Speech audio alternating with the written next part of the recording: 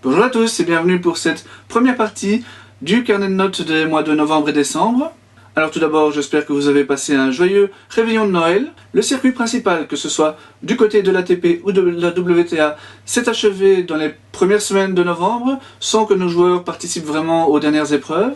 C'est pourquoi, au vu du nombre très peu important de résultats dans ces deux catégories, j'ai décidé de joindre les deux catégories en un seul top et d'enchaîner directement avec les top 3 futurs et ITF. Donc les deux premières vidéos que je fais habituellement sont réunies dans cette vidéo-ci.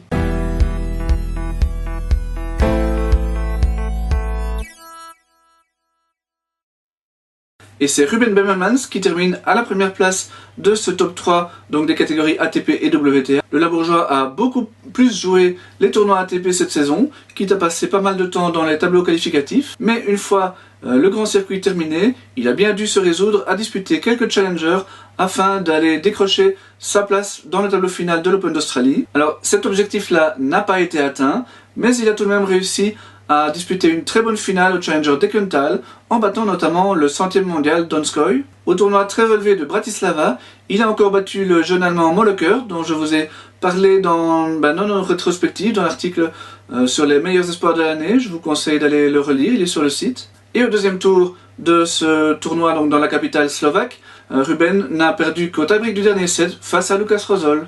Le deuxième joueur, c'est Arthur de Greef, qui a connu quelques difficultés en début de saison, mais qui revient bien sur la fin. Il l'a prouvé lors d'une tournée en Amérique du Sud, surtout lors du tournoi de Guayaquil.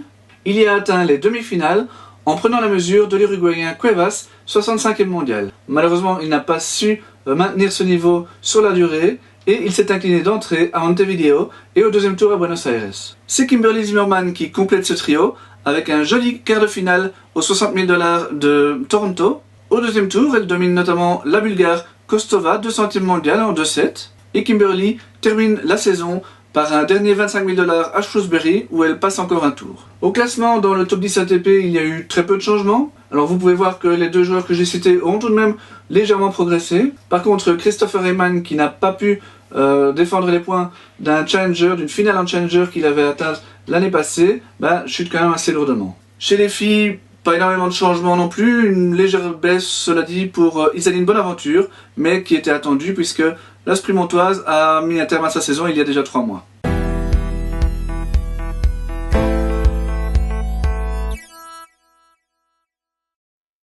Après ces 2 années d'études aux États-Unis, Michael Geerts a repris le circuit futur cet été. Il a d'abord pris part au Belgian Rising Star Tour, durant lequel il a remporté son 3e titre professionnel à dames. Et il est tout de même reparti aux States en cet automne pour disputer une tournée de 4 semaines.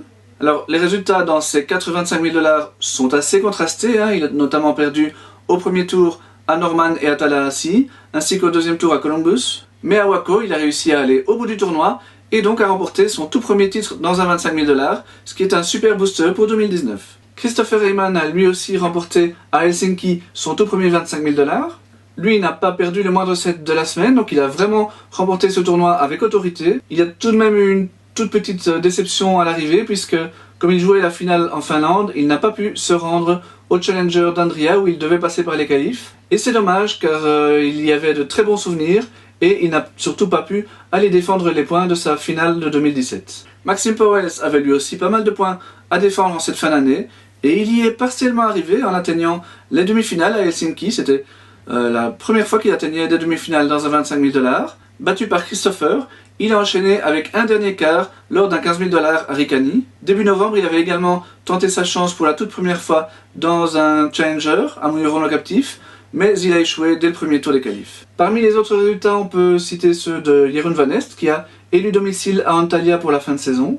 Il y a effectivement disputé ses 9 derniers tournois de la saison, dont 5 sur la seule période de novembre-décembre. S'il a tout de même atteint les 2 demi-finales au début, il a faibli par la suite et n'a plus atteint qu'un quart de finale et 2 deuxièmes tours. Après une défaite au deuxième tour à Heraklion, Benjamin Do a rejoint Jeroen sur la Riviera turque. Battu d'entrée la première semaine, il a rejoint le deuxième tour la seconde et a même atteint les quarts de finale lors de son dernier tournoi. Après avoir atteint un premier quart de finale cet été à Coxide, Simon Baupin a doublé la mise à Monastir. Par contre, lors de sa deuxième semaine en Tunisie, il a échoué au premier tour. Enfin, Bouvaisar Gadamori a empoché le tout premier point de sa carrière. Très actif en cette fin de saison à Monastir et à Antalya, il a réussi à franchir 3 fois les qualifications en 5 tournois. Et en Turquie, il a même réussi à franchir le premier tour du tableau final, ce qui lui vaut donc ce premier point. Au classement, vous voyez que Michael Geerts est le grand vainqueur du mois. Chris Heyman, je l'avais déjà dit lors du top 3 précédent, chute lourdement, mais heureusement sa victoire à Helsinki lui permet de limiter un tout petit peu la casse. De nombreux joueurs absents du circuit depuis plusieurs mois chutent également lourdement, et même sortent du classement en ce qui concerne Julien Hubail. Par contre, vous le voyez, Buvaisar Gadamori, il fait sa grande entrée.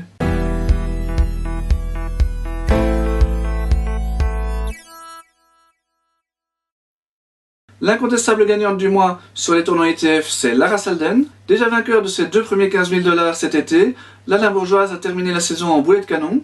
Lors d'une tournée en République tchèque, elle est restée invaincue et a donc aligné 2 titres consécutifs à Milovice et à Jablonek. Ces 2 victoires lui permettent de faire une super opération au classement, surtout en vue de la réforme du classement justement qui prendra cours la semaine prochaine. Elle est en effet classée 7ème du nouveau classement ITF, ce qui lui permettra de prendre part à des 60 000 $ et même plus dès le mois de janvier.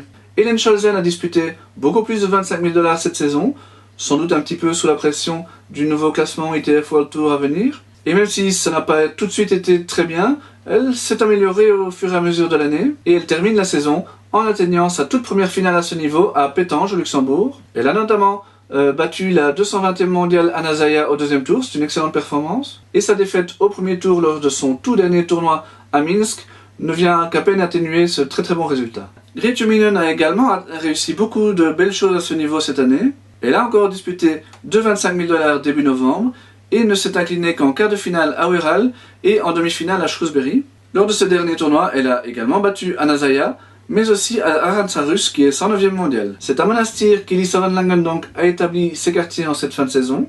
Elle y a atteint 2 quarts de finale début novembre, avant d'y retourner mi-décembre. Cette fois, elle a aligné un nouveau quart avec une demi-finale. Elle a également très bien joué en double, mais ça je vous en parlerai dans la prochaine vidéo. Enfin, Victoria Kalaitsis va faire son entrée au classement WTA suite à une superbe fin de saison. Elle débute la période à Sharm el-Sheikh, où elle s'incline d'entrée, mais face à la deuxième tête de série. La semaine suivante, par contre, toujours en Égypte, elle parvient à se hisser en quart de finale. À Monastir, début décembre, elle parvient, lors de 2 épreuves, à sortir des qualifications et à franchir le premier tour dans le tableau final.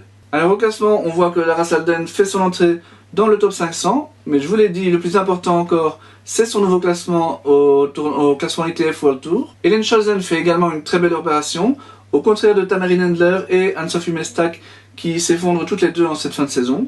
Le classement perd également 3 joueuses et non des moindres, puisque Magali Kempen, Deborah Kers et Elin Boykens comptabilisent 12 titres ITF en simple à L3. Bon, si les 2 dernières ont décidé de mettre un terme à leur saison, pour la première c'est essentiellement en raison de blessures et on espère qu'elle va pouvoir quand même reprendre la compétition. Et par contre, vous pouvez apercevoir l'entrée de Victoria Kalaitsis. Voilà, ceci conclut donc cette première partie du carnet de notes. D'ici quelques jours, je publierai donc la deuxième vidéo avec les jeunes, les doubles, le wheelchair et le Belgian Circuit. A bientôt donc.